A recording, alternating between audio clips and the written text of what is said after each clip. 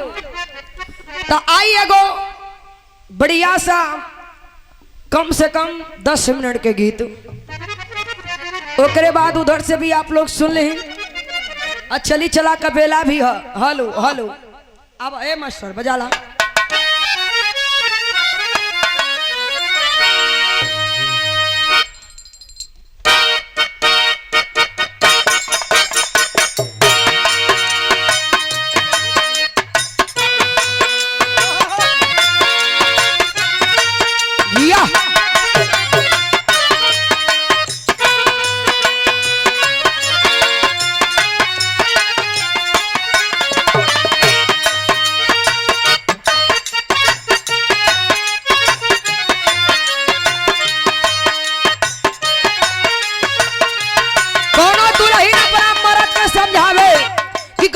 पहले ससुरारी अवल मनावा, समझावे कैसे?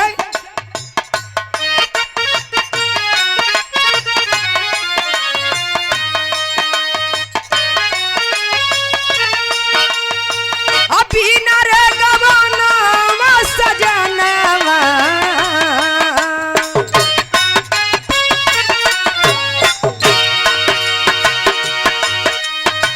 अभी न रे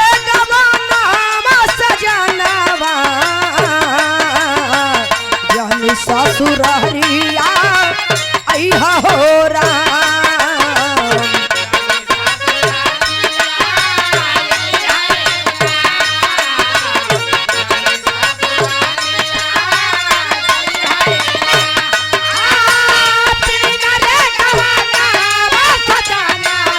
क्या बात है?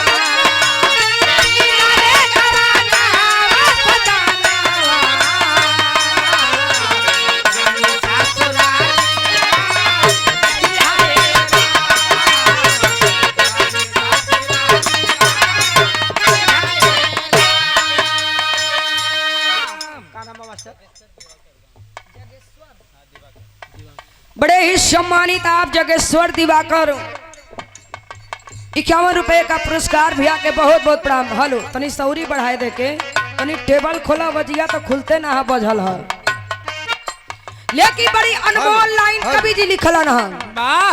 का लिखलन?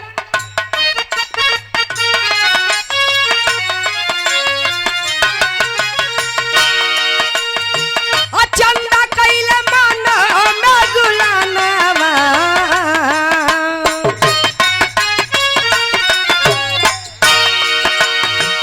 चंदा कैले मन में गुलानवा, पहिले बयानावा धरती पे।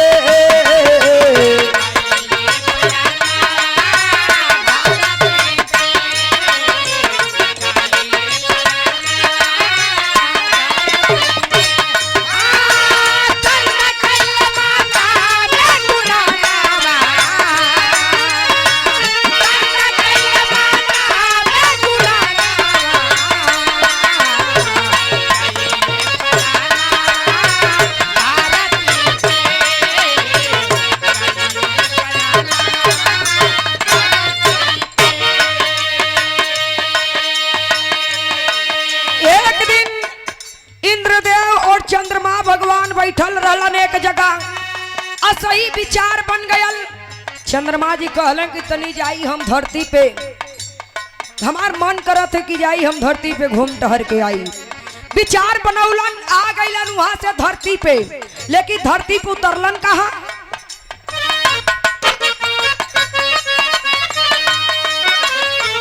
रहले सरोवर एका चंचल बीचे बहना,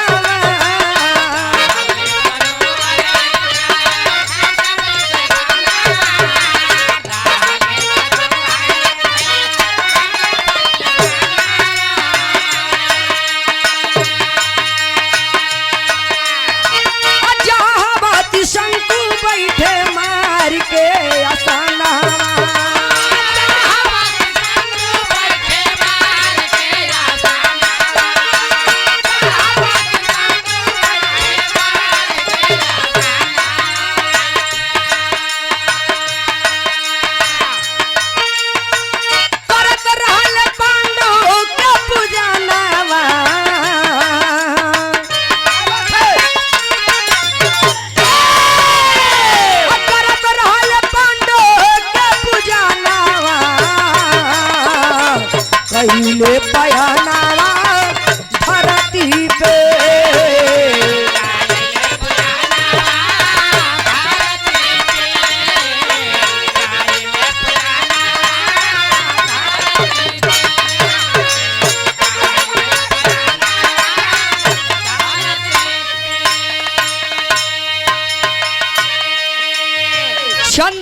चंद्रमाजी धरती पे आ गईलन। एकदम बियाबान जंगल, सुंदर सरोवर के किनारे, जहाँ त्रिशंकु मुनि आसन मार के पांडव के पूजा में एकदम लीन हुवन, मन मगन हुवन। अब वही सरोवर के किनारे जब उतरलन, देखा तो कि गर्मी इतना ज्यादा है, तापमान बढ़ गया है। जब तापमान बढ़ गया तो सहन ना होता तब का कैलन है। चंचल चित्र कूद गईले अभी चपनिया में,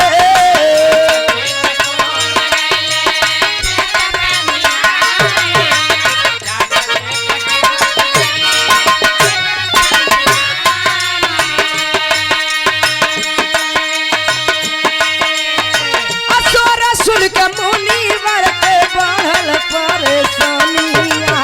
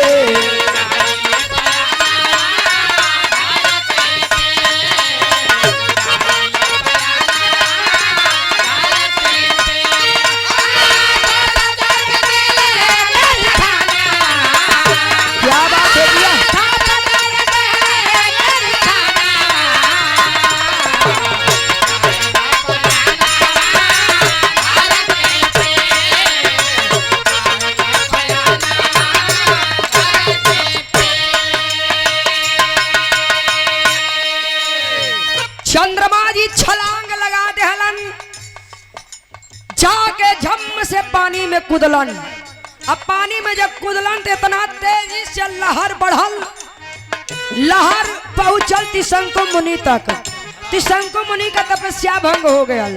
और जब त्रिशंकु मुनि का तपस्या भंग हो गया तो क्रोध में आ गईलन।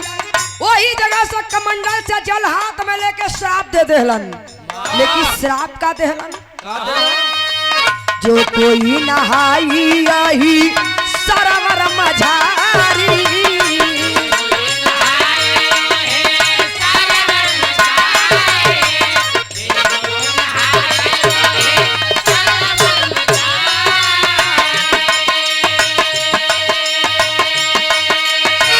नारी होई है नाराया उर नारा होई है नारी।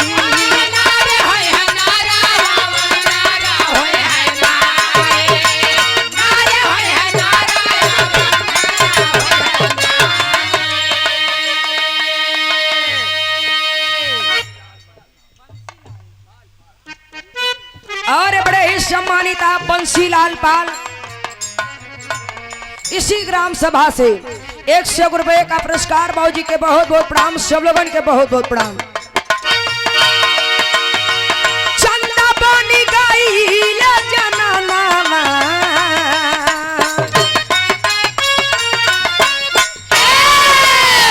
चंदा बनी गई जनाना, पहले पहनावा धरती पे,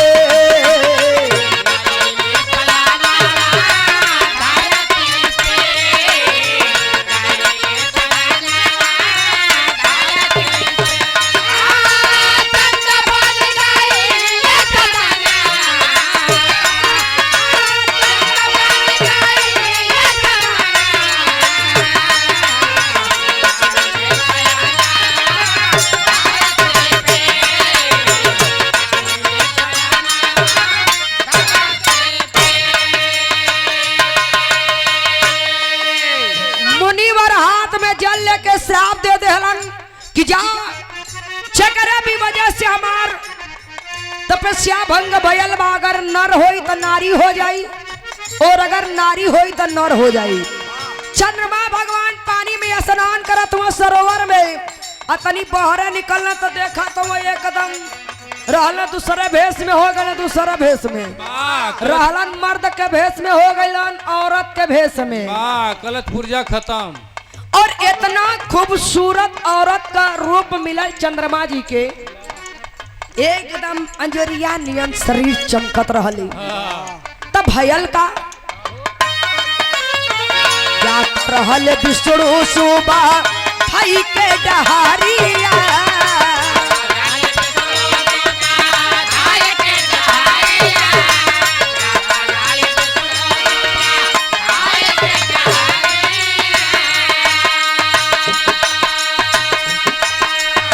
सरोवर में देखे एक सुंदर गुजरिया,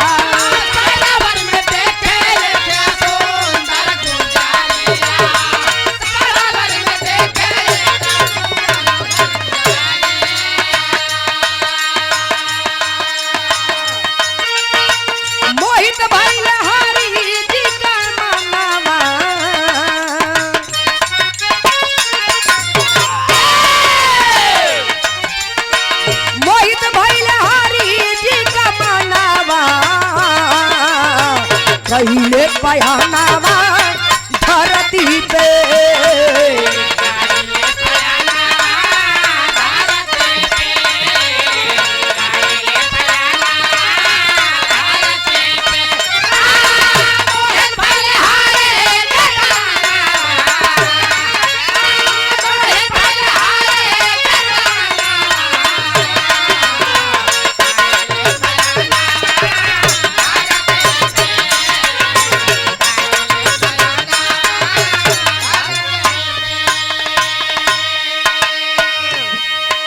सरोवर से बाहर निकल के चंद्रमा जी अपन शरीर देखत हो, अरे ई का हो गयल।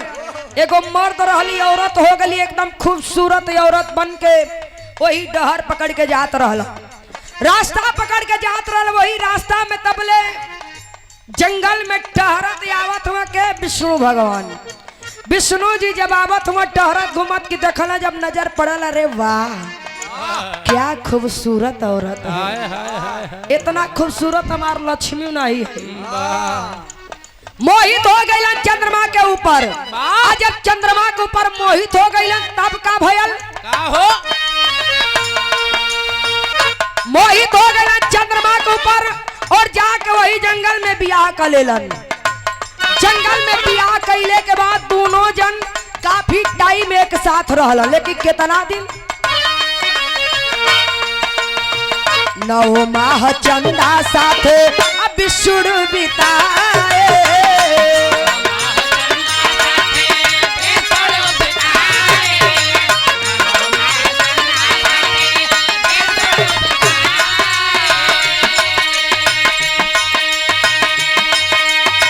चंदा एक गोदिया में लाल जन्माए,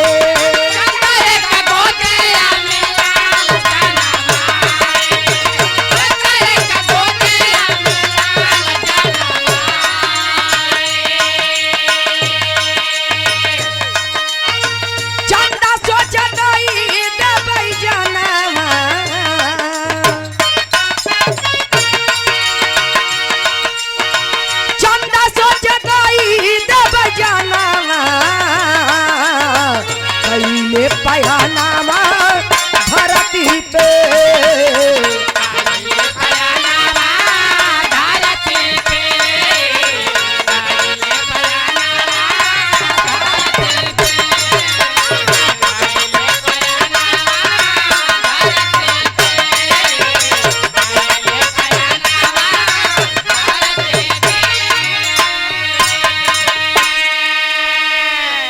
दोनों जन बियाह कैले के बाद वही बियाबान जंगल में एगो कुटिया बना के रहत हुवन। धीरे धीरे 9 महीना गुजर गयल और 9 महीना गुजरले के बाद चंद्रमा के गोद में एक ठो लड़का का जन्म भयल बा। जब लड़का का जन्म भयल, अरे बाप रे बाप, छाती पीटत हुवन, छाती पीटत हुआ। अब तो हम अपन प्राण दे दे, अब तो हम अपन जान दे दे। अरे बाप रे बाप, धरती पे आईली हमार कवन कवन गति हो गयल। धरती पे आईली, औरत का तन मिलल, बियाह हो गयल, एक ठो लड़को हो गयल। छाती पीटत हुवन। लेकिन एक दिन विष्णु जी फिर वह सुबह सुबह सैर सपाटा पे गए हुवन। तब चंद्रमा का करत हुवन। अब विष्णु का चोरी चंदा कहिले गुनाह नामा।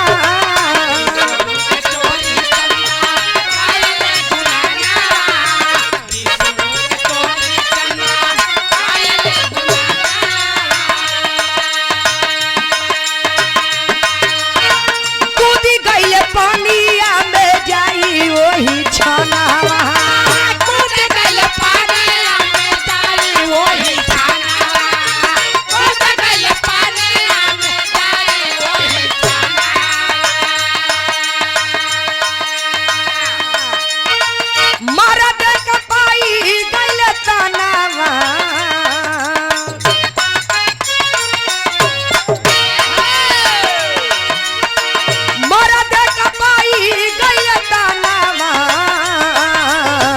पहले पयानावा धरती पे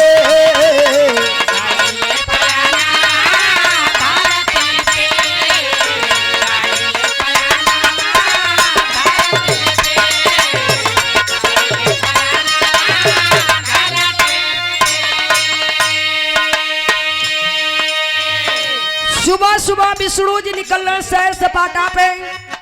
तो उहे बड़ा क्रोध में आके लइका के वही किनारे सुताए के, लइका के वही सरोवर के किनारे लेटाए के, क्रोध में फिर वही सरोवर में छलांग लगा देलन।